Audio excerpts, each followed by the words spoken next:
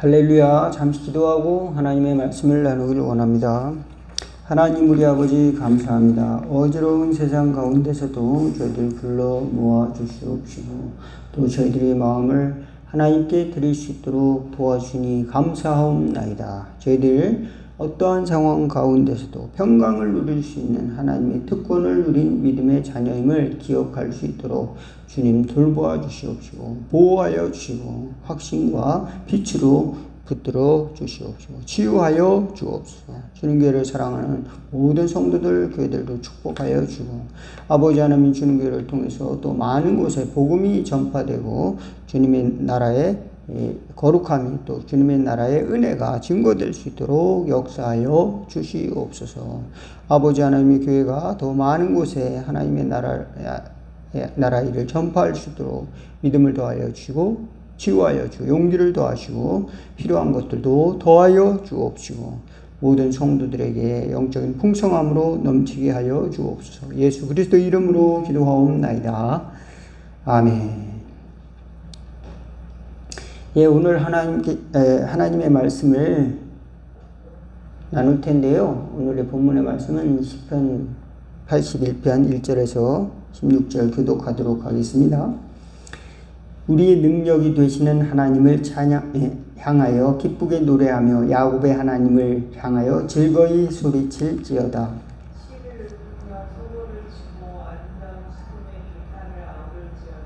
초하루와 보름과 우리의 명절의 나팔을 불지어다. 하나님이 애굽 땅을 치러 나아가시던 때 요셉의 족속 중에 이를 증거로 세우셨도다. 거기서 내가 알지 못하던 말씀을 들었나니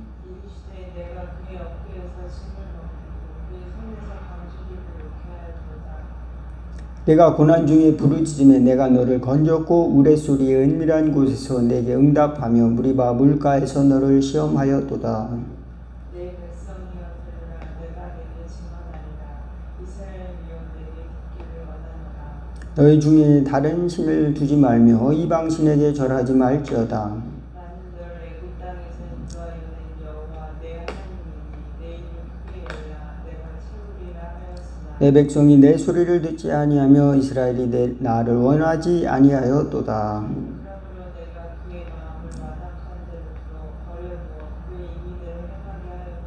내 백성아 내 말을 들으라. 이스라엘아 내 도를 따르라.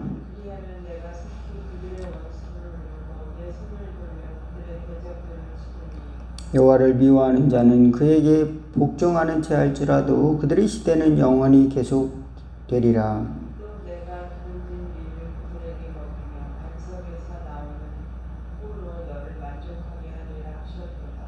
아멘. 여기까지만 보도록 하겠습니다.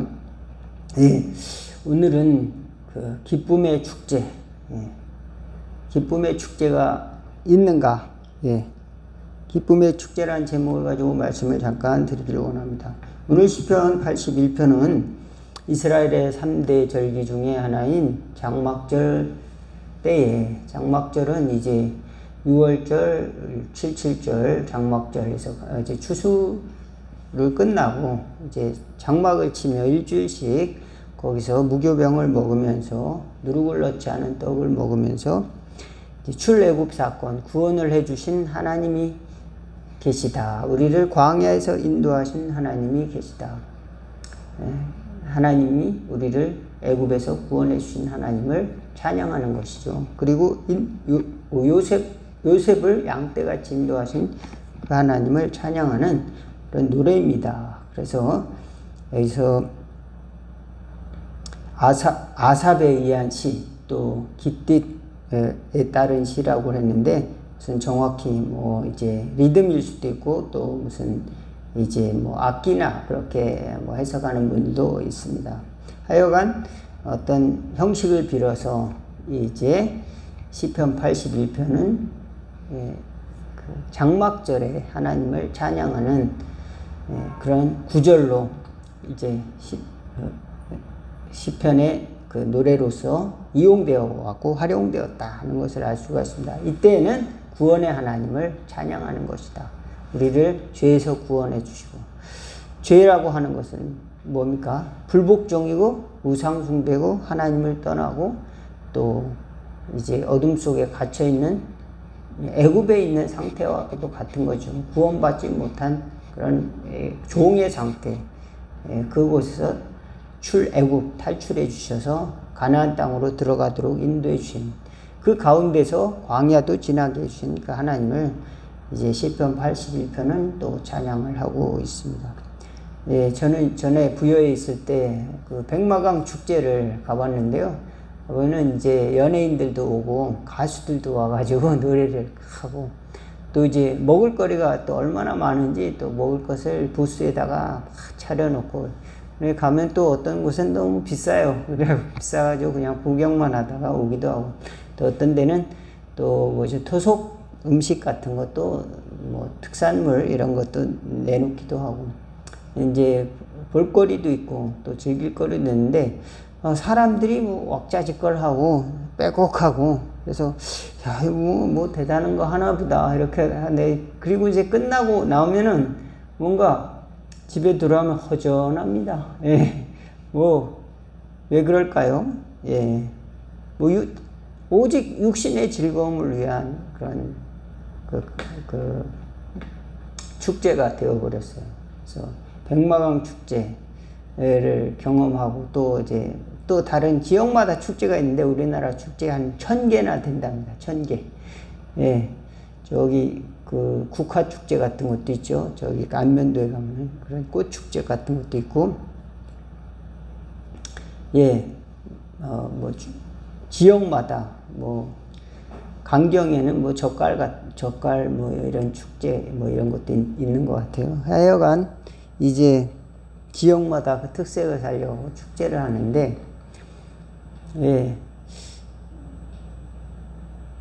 우리 예수 믿는 사람들은 어떤 축제를 열어야 될까 생각을 해보니까, 예. 오직 육신의 즐거움을 위한 축제가 아니라 하나님이 우리에게 주신 그 믿음의 은혜, 그것을 찬양하는 의미 있는 축제, 의미 있는 그 가치를 만들어내는 하나님이 주신 가치를 기억하고 찬양하고 또 하나님이 우리에게 주신 미션, 그 가치를 붙드는 미래지향적인 그런 축제를 우리 예수 믿는 사람들이 만들어내야 된다. 세상에 있는 축제는 아주 뭡니까? 육신의 즐거움을 위한 축제죠. 그런데 그것도 잘 못해가지고 말입니다. 뭡니까? 망하는 축제들도 많죠. 잘 이렇게 기획을 했다가 다시 어려움을 당하는 그런 것도 많이 있죠. 예, 우리 축제는 하나님을 찬양하고 우리의 축제는 순종하고 우리 죄를 자복하는 축제가 돼야 됩니다. 그래서 우리를 시험에 빠뜨리는 축제가 아니라 우리 과거를 돌아보고 우리가 정말 죄에서 구원받았구나, 하나님이 우리를 구원해 주셨구나, 이것을 찬양하는 겁니다. 즉 만물을 창조하시고 온 우주를 창조하시고 그러니까 수조개의 뭡니까? 별들을 온 우주를 창조하시고 또 우리 인생들을 창조하시고 또 나를 창조하시고 또 그 창조한 것뿐만 아니라 구원하시려고 우리에게 가장 귀한 아들까지 보내셨다. 그래서 창조주 하나님, 구원자 하나님, 구원해 주시는 하나님, 또 예수님을 보내주셔서 우리를 구원해 주신 그 하나님, 구원자 예수님을 찬양하는 것이죠.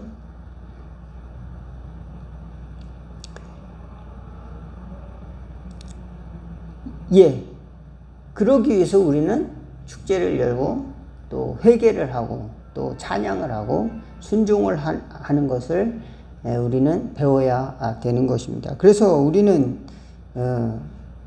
장막절이 아니라 뭡니까? 믿음의 절기를 우리 삶 가운데 삼아야 될 줄로 믿습니다. 축제의 절기를 삼아야 된다. 성탄절, 부활절, 맥주감사절, 하여간 어떤 절기를 또 삼든지 간에 우리는 구원의 축제를 열어야 될 줄로 믿습니다. 그럼 어떻게 그것을 열어야 될까? 우리 구체적으로 우리 삶 가운데 그럼 무엇을 기뻐해야 되고 또 어떻게 해야 됩니까? 우리는 과거를 돌아보면서 나를 구원해 주신 하나님을 다시 기억해내는 겁니다. 그리고 그것을 이제 자녀들에게 가르치고 그것을 공포하는 것이죠. 하나님이 나를 이렇게 구원해 주셨습니다. 그렇지만 나는 여전히 부족합니다. 그걸 또 고백하는 거죠. 하나님이 나에게 말씀을 주셨는데 생명을 주시려고 하는 말씀을 잘 지키지 못했습니다. 그래서 하나님께서 우리에게 주신 생명을 거부했습니다. 그래서 우리는 다 죄 아래 머무를 수밖에 없는 죄인입니다. 그것을 고백하는 것이죠. 그것도 축제의 부분인 것입니다. 우리는 하나님을 떠났습니다. 우리는 하나님께서 나에게 주신 그 순종의 가치를 잘 깨닫지 못했습니다. 그래서 순종은 그저 그 단순한 그런 내가 주님을 위해서 모든 것을 하겠습니다. 우리들은 얼마든지 다 할 수 있죠. 이런 의미가 아니라 순종이라고 하는 것은 하나님이 우리에게 주시는 삶의 하나의 방법인데 그것은 깊고도 깊고 평생 우리가 배워야 될 하나님이 주신 은혜의 선물이 순종이다. 말씀에 대한 순종이다. 믿으시기 바라겠습니다. 근데 우리는 하나님에 대한 순종을 배우기에 앞서 우리는 불순종의 본성을 가지고 있다 이 말입니다. 그것을 깨달아야 되는 거예요. 그래서 왜 우리가 하나님의 말씀을 거부할까 그러니까 로마서에 보니까 다 치우쳐 제 갈 길로 갔다. 하나님의 말씀을 버려서 모든 사람이 죄를 범하였을 때에 하나님의 영광에 이르지 못하였다. 우리가 원치 아니하였다. 왜? 하나님의 말씀을 따르는 것을 원하지 않는 그 본성을, 죄의 본성을 가지고 있다. 그러는 우리의 모습이다. 이거를 인정을 하는 것이 또한 우리가 해야 될 일이라는 겁니다. 인간으로서 우리는 그럴 수밖에 없다. 우리는 다른 사람을 욕하고 우리는 다른 사람에게 정죄하고 심판하고 이런 자리가 아니라 우리는 다 이럴 수밖에 없는 연약한 존재들이다. 이것을 고백하는 것입니다. 그래서 감정적으로도 연약하고 의지도 연약하고 또 지식도 연약하고 하나님을 아는 지식도 얕고 그러니까 우리가 마음으로는 하나님을 따른다고 하지만 몸으로는 가장 작은 것도 실천을 못해요. 가장 가까운 가족이나 자녀나 부모나 이웃 아내나 남편이나 이런 사람들의 말도 잘 이해를 못하고 잘 순종하지 못합니다. 잘 따라주질 못해요. 그러면서 우리는 또 기도하죠. 나라와 민족을 위해서 기도하고 세계 평화를 위해서 우리 기도하고 말입니다. 세계 선교를 위해서도 기도하고 그런데 그러기 전에 우리 옆에 있는 사람의 마음도 감동시키지 못하는 것이 우리 연약한 현실이라는 겁니다. 그러면은 어떻게 할까요? 우리 마음속에 하나님의 뜻을 배우는 것, 순종의 그걸 배우는 거를 우리가 잘 생각을 해봐야 됩니다. 내가 하나님께 순종하는 것을 잘 깨닫지 못하고 살아가는 그런 연약한 존재구나. 그럼에도 불구하고 하나님은 우리를 구원하시기 위해 은혜를 주셨다. 말씀을 주셨다. 그것에 대해서 우리가 할 수 있는 것은 그 말씀을 붙들고 그 구원의 말씀, 구원의 십자가, 구원의 예수님을 붙들고 우리는 하나님 앞에 나아가는 그것이 바로 축제의 삶이다. 믿으시기 바라겠습니다. 그것은 나의 그 축제 안에 과거도 들어있고 오늘 현재를 인정하는 것도 들어있고 미래의 구원도 그곳에 들어있습니다.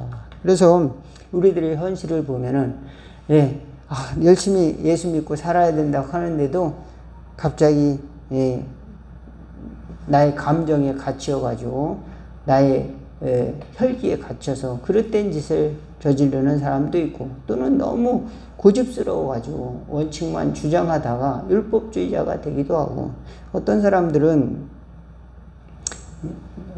세상의 유혹에 빠져가지고 말입니다. 연약한 의지 때문에 세상에 돈이나 권력이나 또 무슨 세상의 어떤 유혹에 쉽게 넘어가는 사람도 있습니다. 그렇게 쉽게 넘어가는 그런 연약한 그 삶의 그 부서지기 쉬운 모습을 가지고 있는 우리가 하나님으로부터 구원을 받고 또 선택을 받았다고 하는 것을 다시 기억하는 것이 믿음의 축제다. 그때는 누룩을 넣지 않은 빵을 먹는 것처럼 우리는 말씀을 먹어야 된다. 하나님의 말씀, 세상의 쾌락보다는 말씀, 좀 이제 밍밍한 것 같지만 이것이 우리가 살아가야 될 말씀이라는 것을 믿고 우리가 생명의 말씀을 붙들 수 있는 그 귀가 열리는 은혜가 있기를 바라겠습니다. 예, 때로는 우리가 그것을 다 주워 담지 못해요. 왜 그러냐? 우리 욕심이, 우리 마음을 부숴버렸다는 것입니다. 그래서 죄악이 우리의 그릇을 망가뜨렸어요. 그래서 마음의 그릇이 어떤 사람들은 이제 하나님의 선이 이제 들어가지 못하도록 그냥 문이 꽉 닫혀 있습니다. 딱딱해져 있어요. 그래서 문을 열려고 그래도 철장같이 꽉 자물쇠가 잠겨져 있습니다. 그리고 어떤 사람들은 깨졌어요. 마음의 그릇이 깨져서 이제 항아리가 깨졌습니다. 그래서 아무리 은혜의 물을 부어도 차고 넘치지가 않아요. 그래도 부족하고 원망과 불평과 또 거기서 또 어린아이의 신앙 이런 것들 하나님 이거 해주셔야 되는데 왜 안 해주셨어요? 날마다 하나님께 그런 떼쓰는 기도만 하고 또 원망하고 불평하고 또 누구 때문이에요 하면서 날마다 불평하는 이런 어린아이 신앙이 우리 안에 있는 이유는 우리 마음이 깨져 있기 때문에 우리 신앙이 그만큼 깨져 있기 때문에 그렇다. 예, 그런데 하나님의 말씀은 우리에게 반석이다. 하나님의 말씀이 깨져 있는가? 그렇지는 않다. 하나님의 은혜의 말씀은 반석으로 만들어진 반석의 항아리와 같다. 그곳에서 하나님께서는 생명의 물을 흘려 보내신다. 이 반석은 바로 예수 그리스도와 같은 것이다. 믿으시기를 바라겠습니다. 그래서 보니까 16절에 같이 읽겠습니다. 내가 기름진 밀을 그들에게 먹이며 반석에서 나오는 꿀로 너를 만족하게 하리라 하셨더라. 예, 반석에서 주님은 뭡니까? 샘물이 나오게 하셨듯이 그곳에서 또 먹을 것을 주신다. 이 반석은 누구냐? 바로 예수 그리스도다. 예수님께서 예수님 통해서 우리에게 생명의 물을 주시고 요한복음에는 나는 생명의 떡이다. 또는 나는 영원토록 목마르지 않은 샘물이 되리라. 솟아나오는 샘물이 되리라. 이 물을 마시는 자마다 나는 너에게 물을 줄 것이다. 예수님께서 말씀하여 주셨죠. 나는 선한 목자다. 예, 예수님은 기적의 물. 그래서 그 가나 혼인잔치에서 항아리에 물을 담아 놓게 돼 있는데 거기서 이제 물을 가득히 채워 놓으니까 그곳에서 기적이 일어나서 그 물이 포도주가 되었다. 예, 그런 사건이 있지 않습니까? 그래서 포도주와 같은 기적이 일어나게 하신 것은 바로 예수님이다. 그 반석은 바로 예수님이고 포도주 또한 예수님을 상징하는 것이죠. 예수님께서는 우리에게 기적의 물이 되어주시고 또 자신의 피를 흘려서 우리에게 영원한 기쁨, 생명을 주시기 위해서 우리에게 포도주 또 그 자신의 피를 흘려서 우리를 구원하신 축제의 포도주가 되셨다라고 하는 사실을 믿으시기 바라겠습니다. 그리고 이제 성만찬 마지막 이제 6월절 성만찬식 때 이 잔을 마시는 자마다 이제 이것은 너희를 위해서 흘리는 피니 이것을 마실 때마다 나를 기념하라 이렇게 말씀하셨듯이 주님께서는 다양한 방법으로 하나님이 영원하신 구원과 또 우리에게 은혜를 주시는 것을 우리에게 성경을 통해서 가르쳐 주고 있습니다. 그래서 우리가 정신을 차리고 하나님의 말씀을 좀 밍밍한 것 같지만 우리는 그곳에서 생명의 말씀이 생명의 물이 나오고 또 생명의 또 꿀이 나온다. 믿으시기를 바라겠습니다. 그래서 광야 가운데서 우리를 살려주시는데 만나도 주시고 또 적도 물리쳐 주시고 또 하나님께서 가나안 땅에 들어가게 하시는 은혜를 미래죠. 생각하면서 우리는 축제를 열어야 한다. 구원의 축제를 열고 구원의 축제를 살아가는 저와 여러분 다 되기를 주의 이름으로 축원을 드리겠습니다. 기도하겠습니다.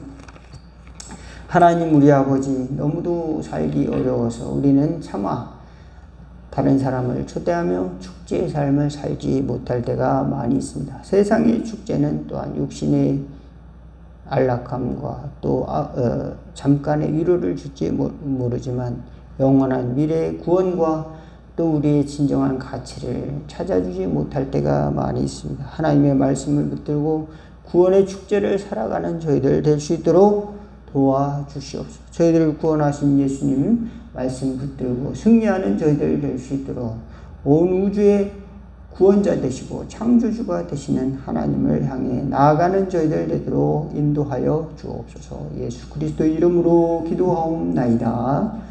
아멘. 하늘에 계신 우리 아버지, 이름이 거룩히 여김을 받으시오며 나라가 임하옵시며 뜻이 하늘에서 이룬 것 같이 땅에서도 이루어지리다.